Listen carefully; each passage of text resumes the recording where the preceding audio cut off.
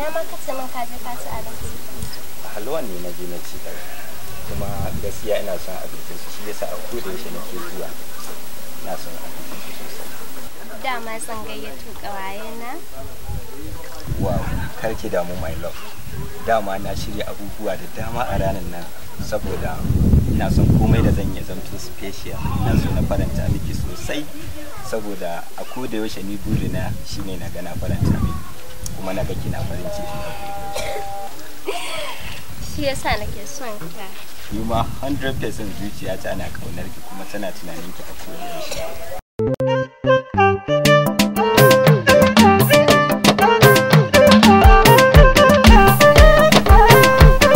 Wannan din waye? Saurayin. Akan me yazo, a mota yazo ko a babur ko a kafa? Baba a kafa yazo, nan haka yake. To a kafa yazo? To ya bar kofar gidan nan ko kuma wallahi kariya ka. What? Amma ke baki mara hankali wallahi. No. Na fa gode. Sai ka ringa gaya mana ai da haka. Ai ke gaya min zaki kice zaki bako. Haba da Allah.